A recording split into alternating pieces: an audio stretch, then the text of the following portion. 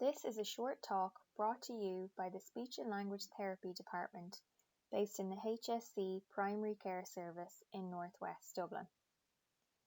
The aim of this talk is to support parents and carers to support their child's speech development through discrimination activities.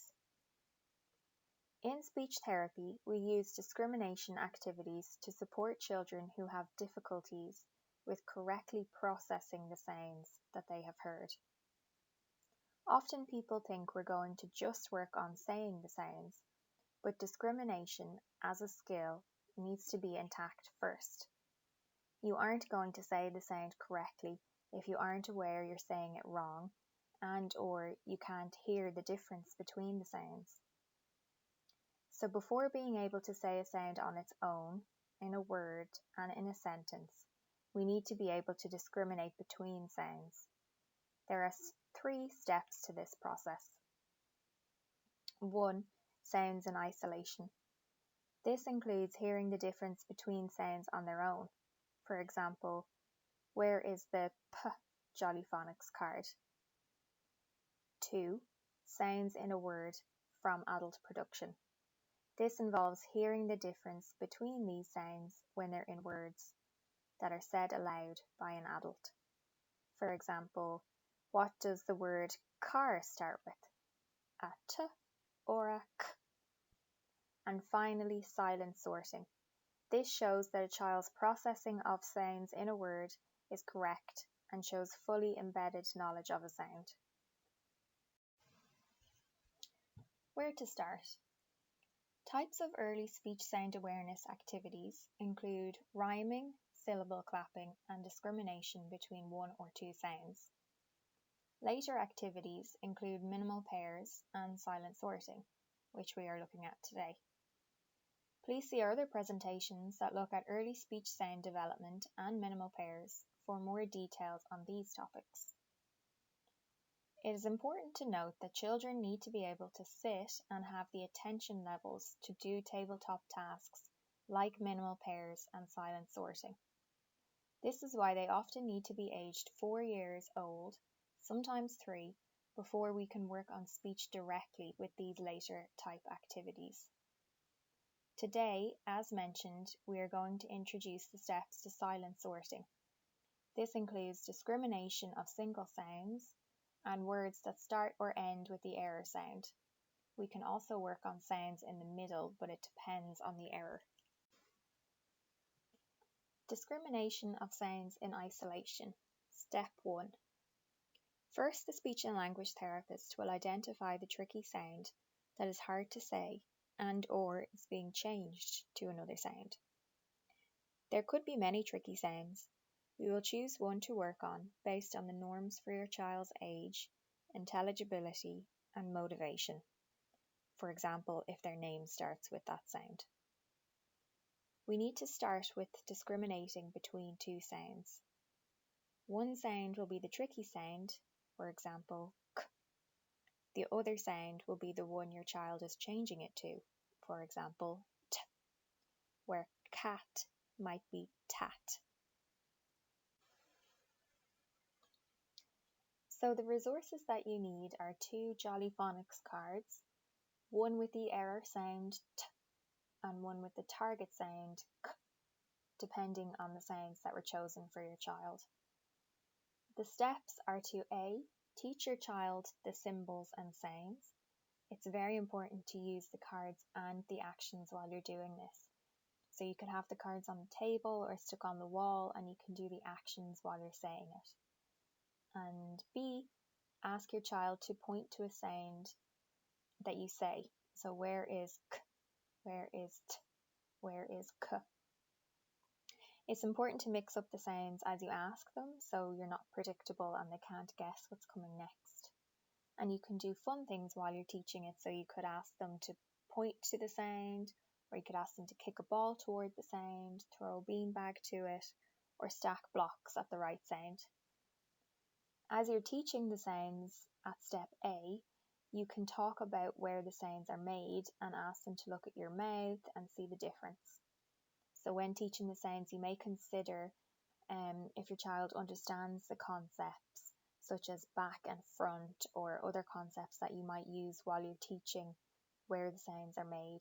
So for example, a k sound is made at the back of the mouth and a t sound is made at the front. It's really important that you do not ask them to repeat the sound or say the sound. These tasks are for discrimination only. Some tips.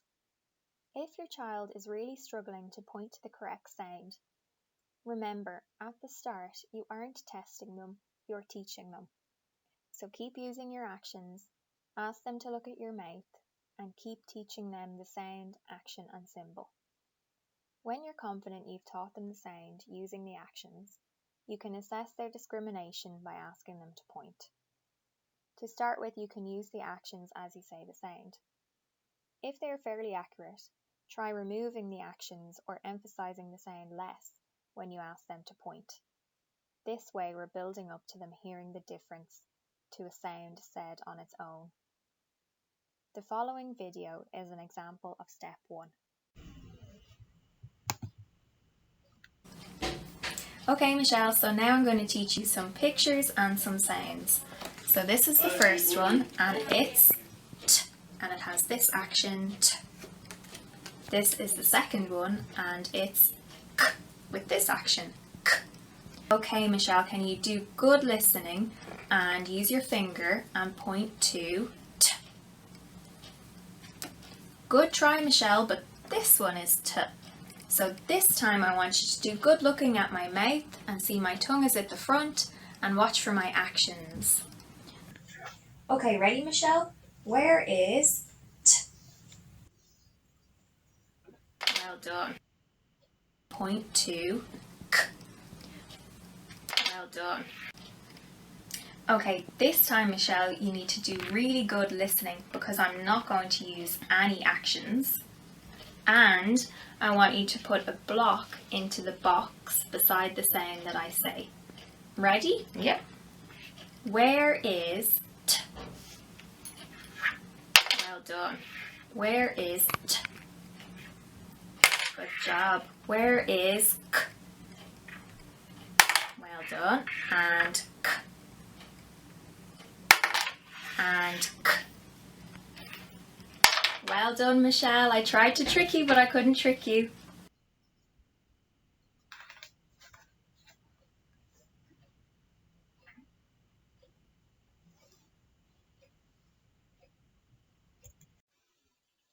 Discrimination of the sounds in words. Step 2. Typically, we work on sounds in one position at a time, for example, at the start, middle, or end of the word. Today, we're going to look at those at the start. The resources we need. We still need our Jolly Phonics pictures of the target sound and the error sound. We also need pictures of words that start with both. So pictures of words that start with k and pictures of words that start with t. You'll need to cut these up. You may need to remove the written words if they're present on the pictures also. Steps. First, we need to explain the activity. You might say, can you help me sort these pictures into the right piles? Some start with k and some start with t.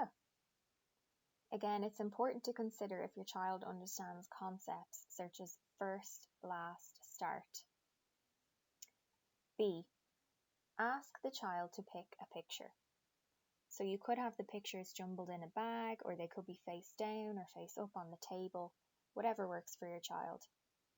If your child finds it difficult to concentrate or is reluctant to leave the rest of the pictures alone on the table, you might want to try and consider being the holder of the pictures and let them pick one at a time, or you could pick one. C. The adult says the word aloud. Example, car. Where does that go? D. The adult asks the child, what sound does the word start with? And what Jolly Phonics card should it be with? K or T? For example, car. Where does that go? What does that start with? E. If the child is correct, let them place the card there. If they are incorrect, you could say, cow. What does that start with? You could emphasize the sound. Cow. What does that start with? The next slide shows some more tips. Tips for step 2. You can play a game while you play the activities to make it fun. So you could sort pictures, then take turns in the game. Good turn-taking games are things like Jenga or Snakes and Ladders. If the child struggles, try saying the word beside each jollyphonic sound. For example, is it tat or cat? This way you're giving them the right and the wrong options and they can try to discriminate between them. If the child is incorrect, try repeating the word back to them. For example, is it a tat? If they still struggle, say, that doesn't sound right to me. I think it's a cat and it goes with k. In this way, you are emphasizing the sound and teaching them what is correct. Using the visuals really helps and is hugely important. You can also use the previous tips, telling them to look at your mouth, or you can make it easier to start with by using the actions as you say the word. Again, it is really important that you do not ask them to say or repeat the sound, as these tasks are about discrimination only. There's a video example of step 2 next, and remember this part must be 90% accurate before moving on to step 3.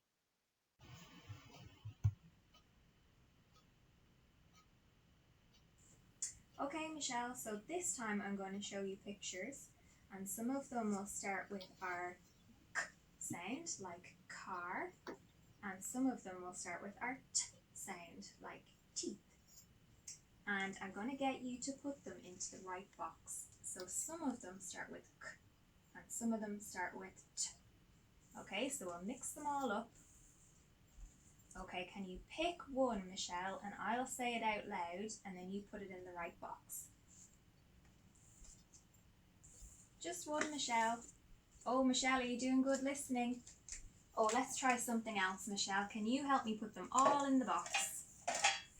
Well done. And can you help me shake the box up? Well done, Michelle. Okay. Can you pick one out? Okay, Teddy. Are you doing good listening, Michelle, and looking at my mouth? Teddy. What does that start with? Good try, Michelle. Let's have a look together. So look at my mouth and my actions. Teddy. Teddy. So where does he go? Teddy. Good job. Well done. Next. Okay, so look at me again. Cow. Cow. Well done. Tap. Tap. Good job. Carrot. Well done.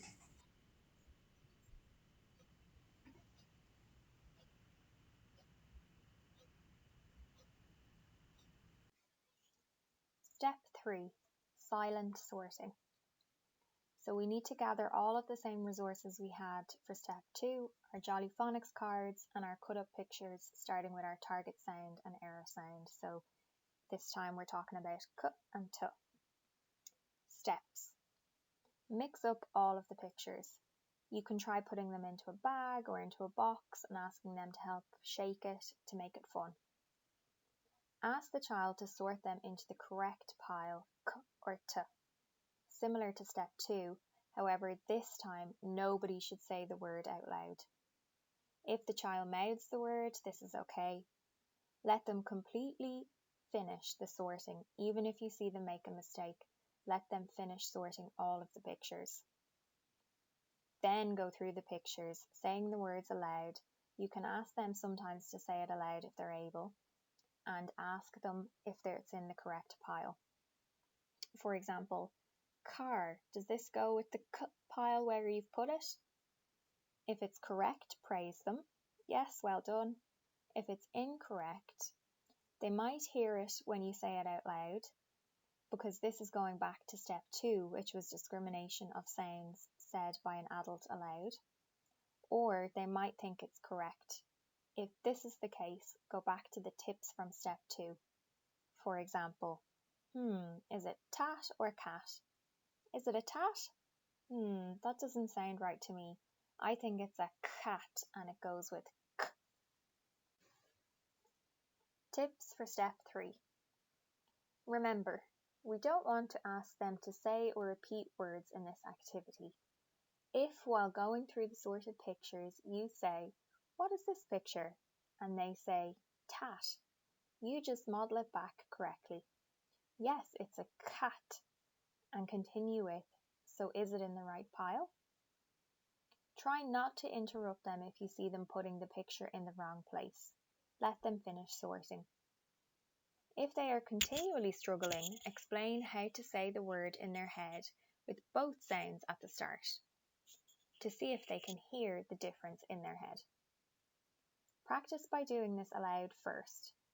Example, with the t at the start, it would be a tat. With the k at the start, it would be a cat. What do you think sounds right? Show them the Jolly Phonics cards as you do this. Then ask them to try and do this in their head. Once they are consistently 90% accurate, you can move to the next sound or the next position. We also work on blending sounds at this point, but check in with your SLT first.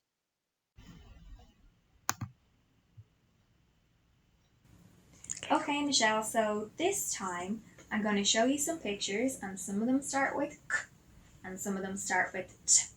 But I'm not going to say them out loud and you can't say them out loud, so we have to think them in our heads. And I need you to sort them all out into the right pile and then we'll go through them. Ready? Yep. Okay, off you go.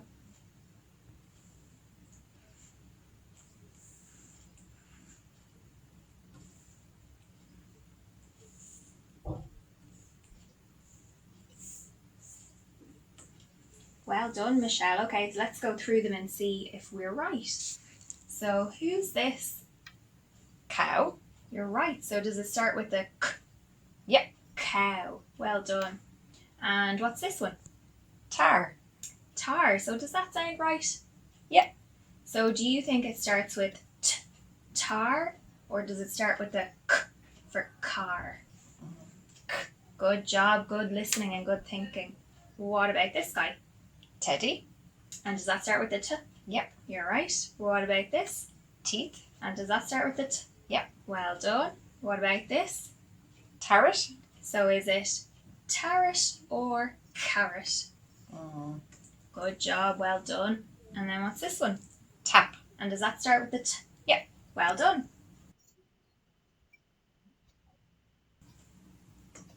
Okay, I've got one more picture for you to sort. So does it start with a k or a t? Remember, don't say it out loud, just think it in your head. I don't know what it starts with. Okay, well, a good thing that you could do, Michelle, is try and imagine it with both sounds at the start in your head. So you could do k, up, and t, up, cup, or tup, but try and do it in your head.